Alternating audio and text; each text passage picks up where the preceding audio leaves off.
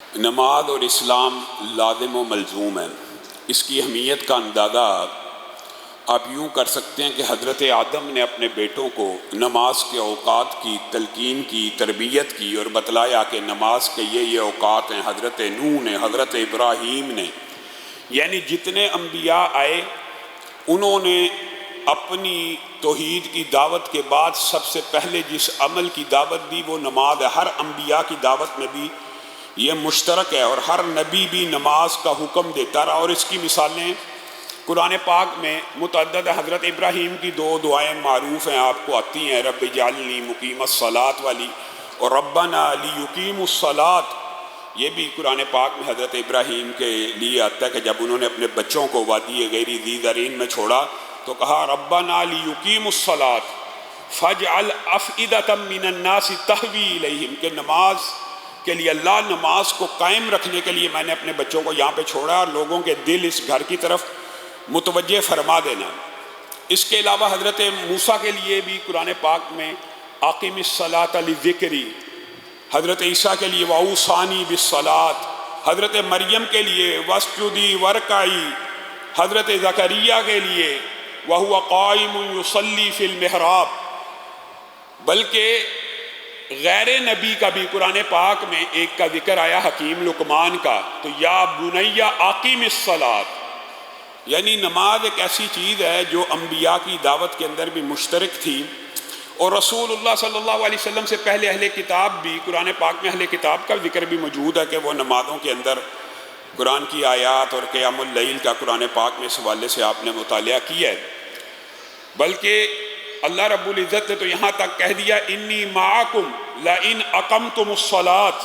میں تمہارے ساتھ ہوں اگر تم نمازوں کو قائم کرو گے۔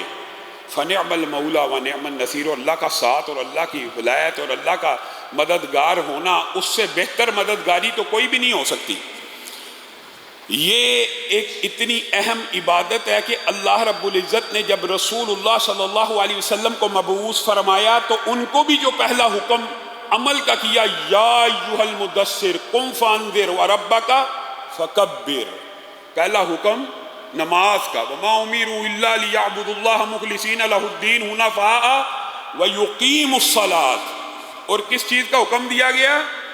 نماز قائم کرنے کا۔ اور یہاں پہ سورۃ بینہ میں اس کو دین قیمہ بھی قرار دیا، نماز کو قائم کرنا یہی دین قیم ہے۔ گویا رسول اللہ صلی اللہ علیہ وسلم کو جب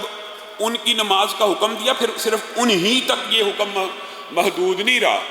بلکہ کیا کہا وَأْمُرْ أَهْلَكَ بِالصَّلَاةِ وَاصْطَبِرْ عَلَيْهَا، تو رسول اللہ صلی اللہ علیہ وسلم کو اپنی نماز کے بعد کس کا حکم دیا؟ گھر والوں کو بھی پڑھائیں۔ اور حضرت اسماعیل کا بھی قرآن پاک میں جو ذکر آتا ہے وہ یہی ہے،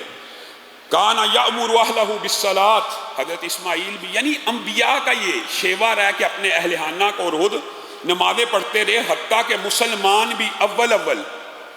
جب مکہ میں تھے تو دار ارقم میں نمازیں پڑھا کرتے تھے، ابھی نماز فرض نہیں ہوئی لیکن نمازوں کو ادا کیا کرتے تھے۔ بعض لوگ یہ سمجھتے ہیں کہ اس نماز کی فرضیت کے بعد نماز کو ادا کیا جانے لگا، اس سے پہلے بھی نماز ہے تھی، موجود تھی اور صحابہ پڑھا کرتے تھے، حتیٰ کہ حضرت موسیٰ کا جو واقعہ ہے وہ قریش مکہ کی زندگی کے ساتھ مطابقت رکھتا ہے کہ جب اللہ تعالیٰ نے فرعون کے ڈر سے ان کی قوم نمازوں سے گھبراتی تھی، اگر ہم باہر نکل کے نمازیں پڑھیں گے فرعون کے لشکری ہمیں ماریں گے پیٹیں گے، تو اللہ تعالیٰ نے قرآن پاک میں کیا حکم بتایا ان کی قوم کے لیے کہ اپنے گھروں کو ہی قبلہ بنا لو، گھر کے اندر پڑھ لو، پڑھنی ضرور ہے۔ اسی طرح قریش مکہ کا اگر خوف تھا تو پڑھنی پھر بھی تھی، دار ارقم میں پڑھا کرتے تھے، لیکن حضرت عمر کے اسلام کو قبول کر لینے کے بعد کھل کھلا کے مسجد حرام میں مسلمانوں نے پہلی نماز اعلانیہ طور کے اوپر حضرت عمر کے اسلام کو قبول کرنے کے بعد ادا کی۔ گویا نماز کا حکم آدم سے لے کر رسول اللہ صلی اللہ علیہ وسلم تک ہے، جس طرح کتب علیکم الصیام کا ذکر آتا ہے نا کہ آپ کی تسلی اور تشفی کے لیے کما کتب علی الذین من قبلکم، کہ آپ سے پہلے بھی فرض تھا، اسی ہی طرح نمازیں بھی، ہر نماز تو ہر نبی کے لیے قرآن پاک میں اللہ کی عبادت کا ذکر موجود ہے، بلکہ بعض مفسرین نے تو انتہا کر دی ہے، کتنے خوبصورت نقطے بیان کیے ہیں، والشمس وضحاها والقمر اذا تلاہا، یہ جو 11 قسمیں اللہ رب العزت اس صورت میں کھاتا ہے، 11 قسمیں کھانے کے بعد اللہ کیا کہتا ہے؟ قد افلح من زکاہا وقد خاب من دساہا۔ 11 قسمیں، 11 قسمیں اللہ کو کھانے کی ضرورت ہے۔ ومن اصدق من اللہ قیلا ومن اصدق من اللہ حدیثا، اللہ تو بغیر قسم کے بات کرے، بات سچی ہے، سیدھی ہے،